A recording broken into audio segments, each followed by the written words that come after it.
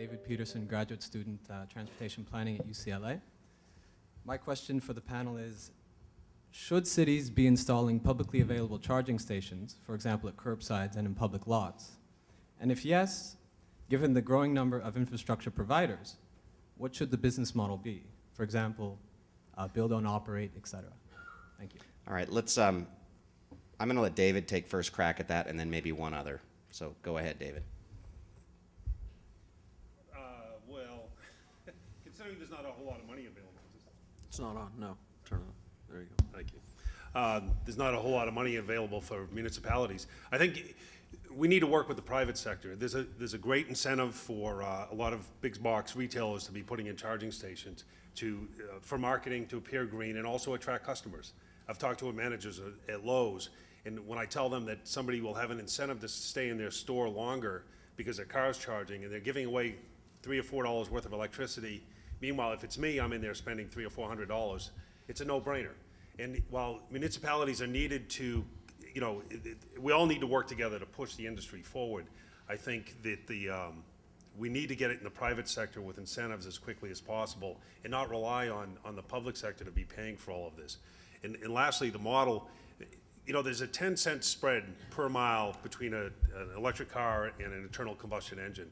And while we have early adopters who are paying a lot of money and will pay to charge and all that, when it gets down to it, we have to have an economic advantage to be driving an electric vehicle. I mean, there's some intrinsic benefits to it, but also just the economy of it. So we can't go out and have this, to me, a lot of the systems are getting way too elaborate, way too expensive to incorporate. We need to make it cheap. We need to make it like a parking meter where you pull up, you pay a couple bucks an hour, and that's it for your involvement in paying for that electricity. Okay, thank you. Yes, go ahead. I'd like to add a couple notes to my colleagues here. I believe in order to really drive widespread adoption for electric vehicles, there has to be an investment made from the government, from the municipalities and the city levels, to build infrastructure in the local communities, to really show the effort that we, community-wise, that as leaders of our communities, we really care about driving adoption for EV. So making that initial investment, but like my colleague did say, we really see for there to be sustainable proof for EV infrastructure, there has to be the investment made from the private sector as well. The business model, to answer that question for you, I believe, I think what's important is that the cities, because cities are strapped for cash, it's important to see a business model that allows them to be able to generate revenue from the use of charging stations. So utilizing our business models at General Electric, we have the opportunity to allow our customers in the municipalities and cities to actually generate their own returns using our different processes and mechanisms. Okay, thank you. Great question, and I think one of the things that you're hearing is that there are a lot of reasons to install a public charging station.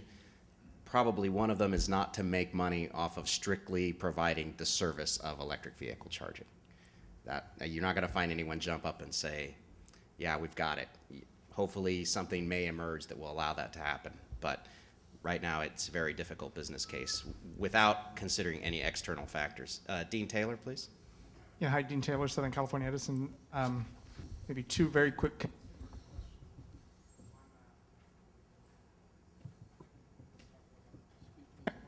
Can you hear me? Yeah. Okay, good. And one utility question.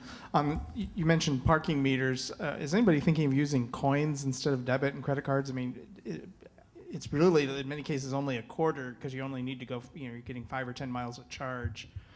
It's very, inexpensive. Second question is, more from a tripping, aesthetics point of view, especially in a person's home. Is any of you thinking of doing overhead, retractable, so that basically charging would come from the ceiling, kind of thing, so that you just, you wouldn't have any, and maybe that also applies in a public setting.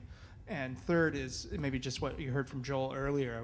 What is your thoughts regarding working with the utilities on this notification question that Joel asked earlier? I won't go on to repeat the question in detail. Have at it.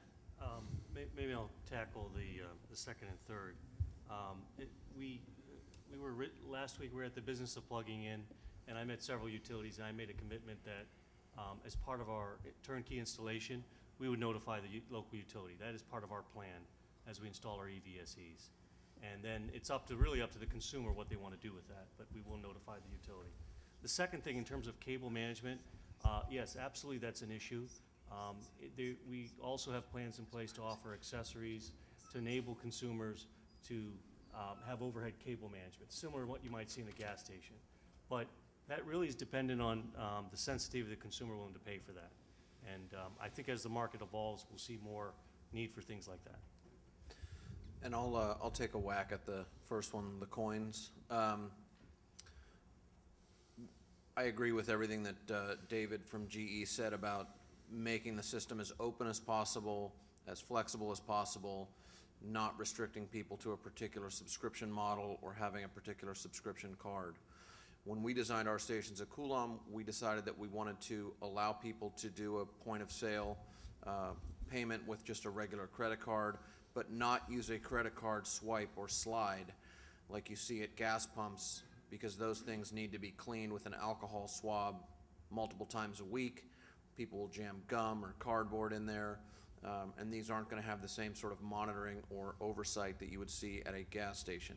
So we wanted to make our stations as solid state as possible so that the hosts would have virtually no maintenance or upkeep whatsoever, and that would include not forcing them to have to empty coins out of a box or risk vagrants or thieves coming to try and break into the stations to steal $6 worth of quarters. So we do give people the hosts the ability to charge whatever they would like for the charging sessions. We ask them that they just do that using either credit cards, the choice of a subscription card, or finally a toll-free number on the front of every station where if they don't have a credit card or don't have a subscription card, that they can call and talk to 24-hour support and initiate a charge session that way. Okay, thank you. We have one last quick question. At the same time, I would like to ask the second panel to gather over here to my left in front of the stage so we can do a quick turnover and get going again. Last question, please, on my right. To get that. Thank you.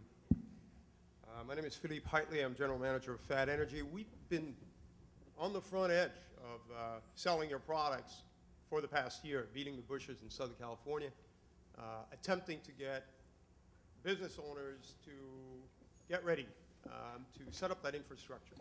I just want to make 2 points and that lead to questions in the interest of discussion perhaps later. One is there isn't an opportunity in the city of Los Angeles right now for a public-private partnership. We've met with Romo Pasquale. I don't know if he's still here. But we ran into the problem that the city will not let private parking lot owners resell their power or even charge in any way for the power. So therefore, that option right now is off the table. Now, the second thing is that I beg to differ with our esteemed moderator, that in fact you are going to have to create a profit incentive in order to develop that infrastructure. It is absolutely critical in order to get the private part of the private-public partnership. Yeah, please don't misunderstand me, and as the moderator, I'm probably not supposed to be taking questions, but I don't believe that there's no private ownership or private business models out there. I'm just saying if you take a piece of paper and you write down what you're likely to have to charge per hour of usage or per effective hour of usage to earn a return, you will find that that competes extremely poorly with home recharging, even at California electricity prices. So it is very challenging. I didn't say it didn't exist. I said it's very challenging. You don't hear anyone up here saying, yeah, put in chargers and you'll get your money back. So I think we just have to be very careful about that. I've been told there's a new plan. We're going to eat lunch. I think that's good news. We're going to eat lunch now, and then we'll do the second panel immediately after lunch. So thank you, and we'll have more discussion on this after lunch. Thank you. Thank you, everyone. All right.